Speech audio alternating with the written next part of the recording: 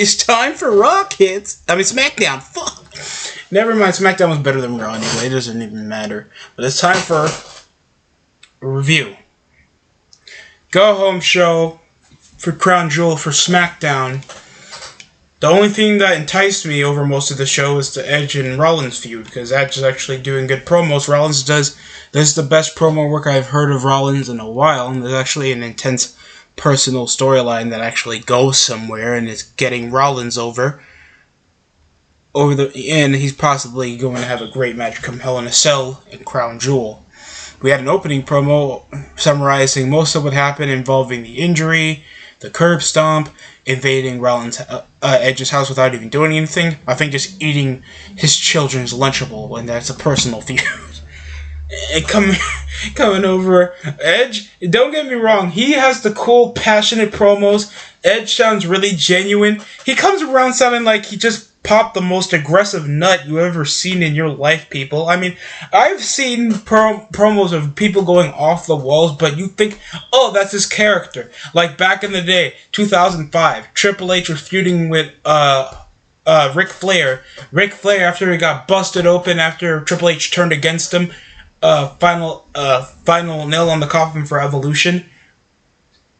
Literally sold over his the way he lived, his career, his legacy, how much respect he had for him, and how much Triple H had respect for him. Went over how he survived worse over the pit plane crash. Just showed over this guy's willing to, can't escape death in the same way he's going to handle Triple H.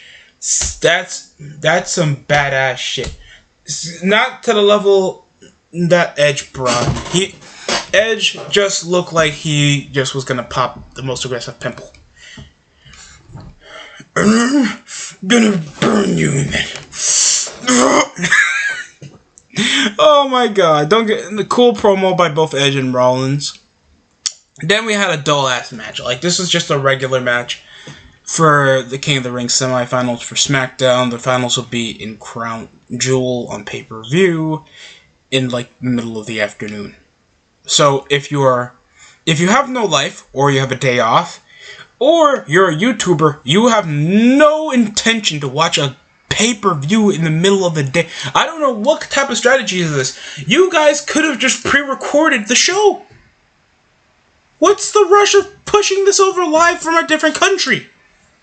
That most of the card just feels like it's going to be probably more important than Survivor Series.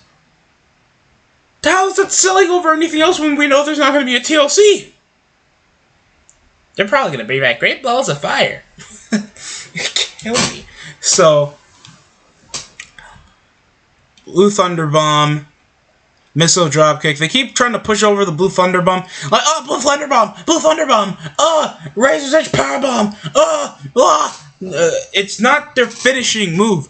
When you sell over a move, it's the finish, or it regularly gets the finish. Shawn Michaels does a super kick out of nowhere after Undertaker nearly had him on the ropes and Michaels created space. I thought that was over. I thought Undertaker nearly was about to lose the streak off of second-hand, quick draw, super sweet chin music. And it's like, oh my god, Michaels really with the second win there, and he kicked out. That got me popping. You don't sell over a minor move when it's never going to be used for a win. Because the move isn't over. That's a dumb way to sell it.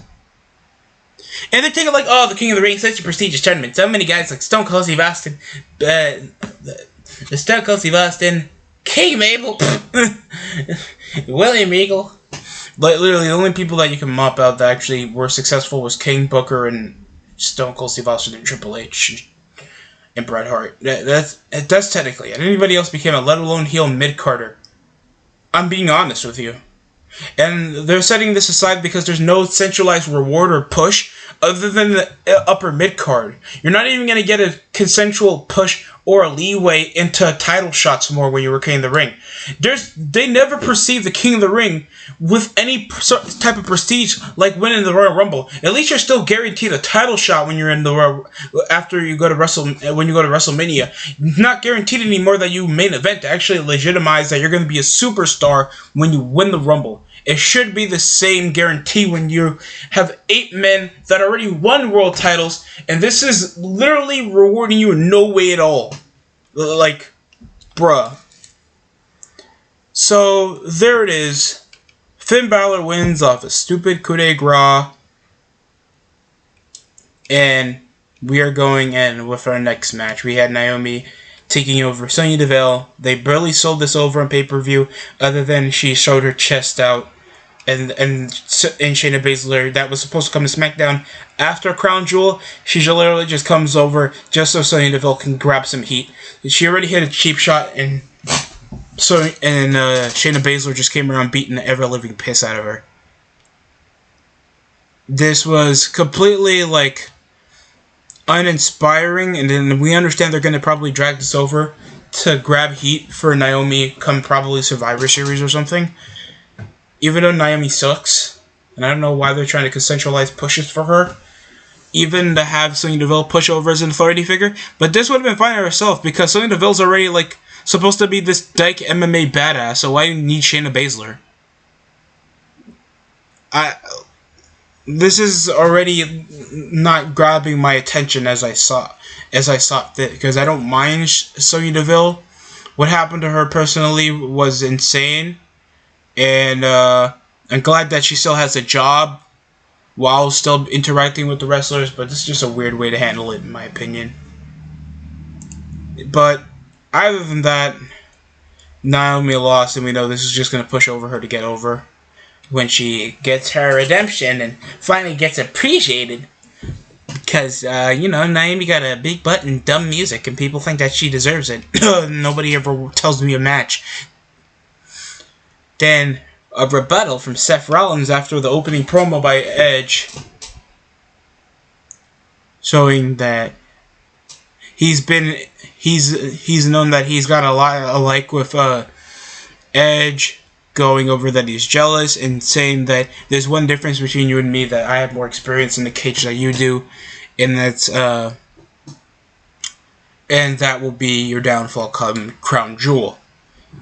So, not the best promos, but it's the basics of, hype for the match. So, that's it, and this is technically the best suit I've ever seen Rollins wear. Even though you look like the best Checkers employee ever. Then we had Mella against Zelina Vega. And thanks these women are tag team partners going into the semifinals, they say they're going to do this respectably. And with Carmella getting distraction from the fans, took over her mask, and then she tried to hit her, ending up in a roll-up to nobody's chagrin. Like, nobody's excited for either Zelina Vega, that's like the height of a $150, and Carmella, that looks like a she-male with tits. She's just a mini Charlotte Flair. Honestly. She doesn't even look good like the Carmella from the Diva search back in 2004. That's how unattractive Carmella is. Bro. Well, at least they're trying to do a pseudo push, because it's like, oh, I get Tony Storm over. And I was like, yo, everybody, make up your goddamn mind. It's a tournament that nobody gets over from. It doesn't even matter. And just knowing, like, this is what we get over for a push. We at least got a cool street fight with the tag titles involving the Usos and Street Profits for the 10th time. This is getting more exaggerated, like exalted with the New Day and the Usos that we got back in 2018. Like, every week we got a match between them until they got mutual respect. Oos. Yeah, Oos. Yo, is this our way of saying the N-word? Yeah, Oos. Oh, I'm gonna drink right now. And drive. Jimmy Lee, wait. Let me come with you. Before that, we had terrible dad jokes off Happy Corbin. Literally, Rick Boogs come over. He just says his catchphrase, his cool catchphrase, that's over. And then he comes, and then the Street Profits literally awkwardly came over with the entrance. After they literally openly mocked Kevin Owens, and Nakamura, it just transitioned into the tag team match. Like, how amateuristic is that? They did the same thing when they're hyping over, oh, Becky Lynch is going to face off against Sasha Banks in a non-title match before their triple threat match at Crown Jewel. So why have them face off in a one-on-one? This is not advertising anything. And just the weird way to transition a segment into a tag team title match. What?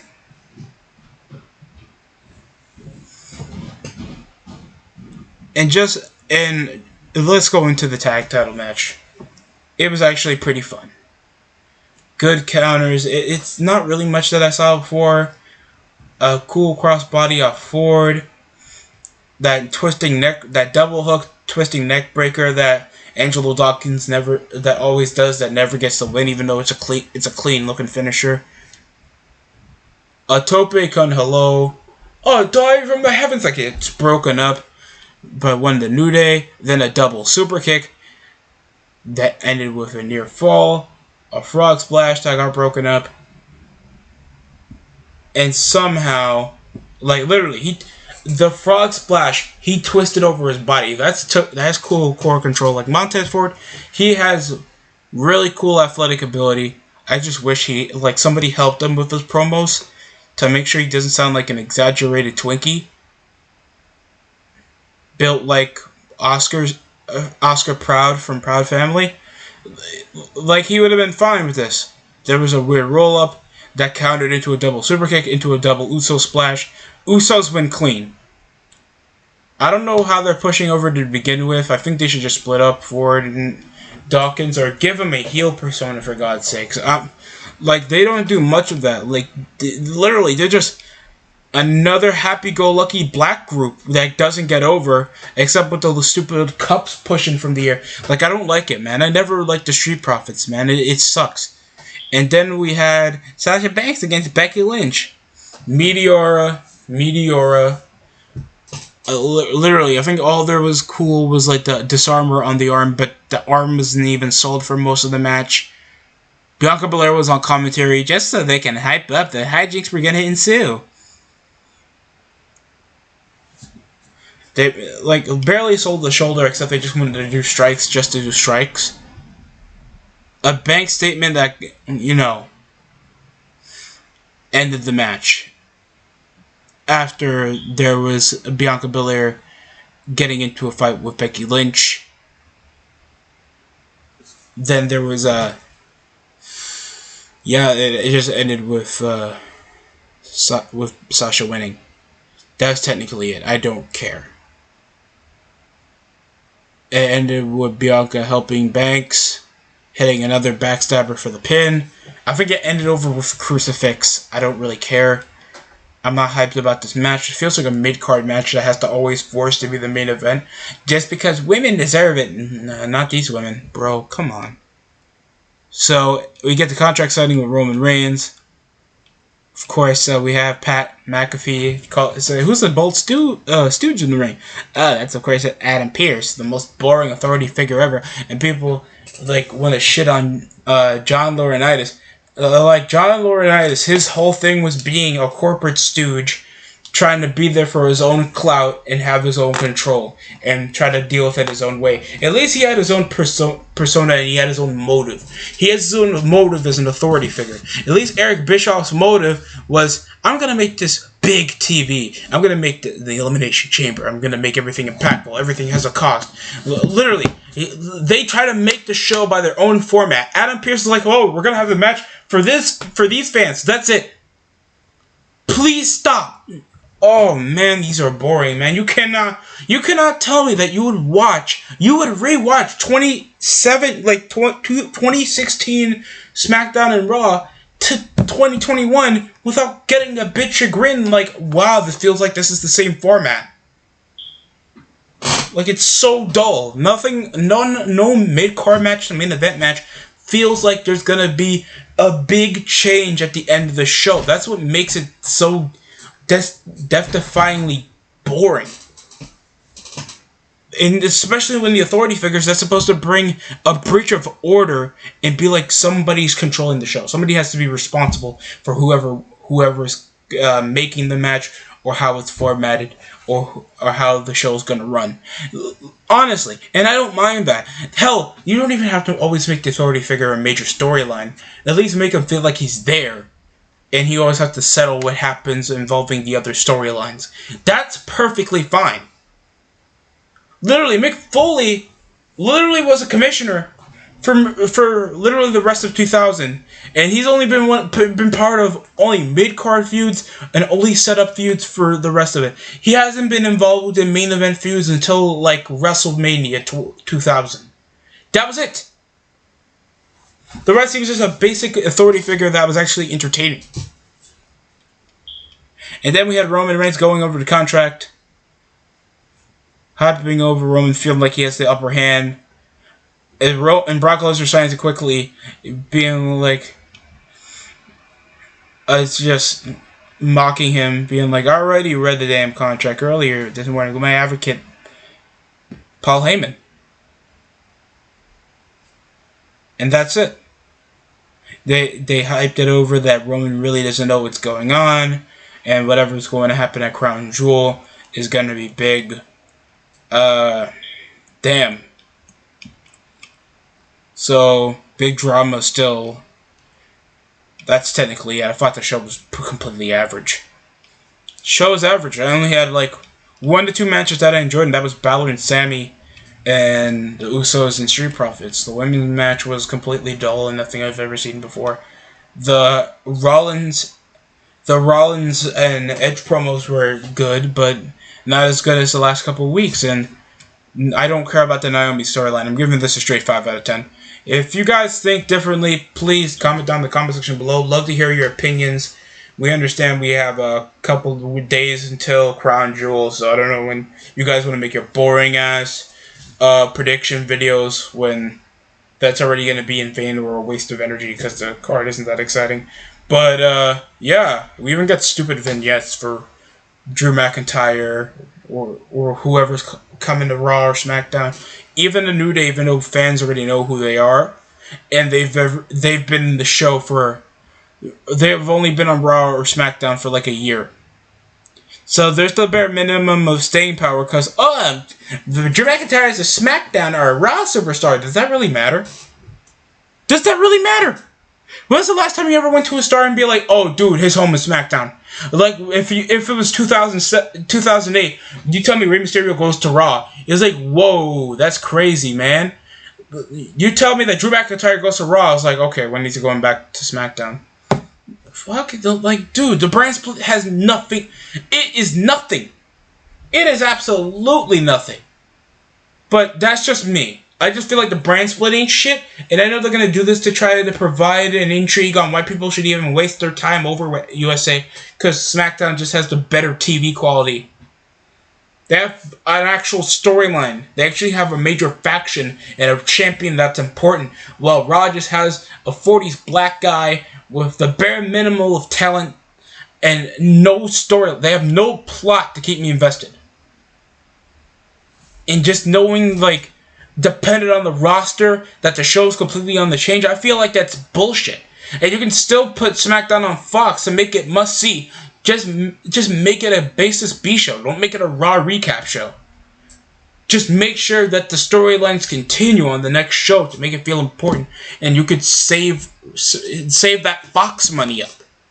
That's a lot of money that Vince, I feel like, is going to let down the window whenever the contracts expire, or if they're even willing to extend it, if SmackDown even is getting good ratings. They're getting better ratings than Rampage like that even matters. They're grabbing over 2.3s, 2.1s, 2.2s, while Rampage can barely even get the bare minimum of a 600,000. It really does not matter. But that's just my opinion. Comment down below how you guys feel. That's it for me.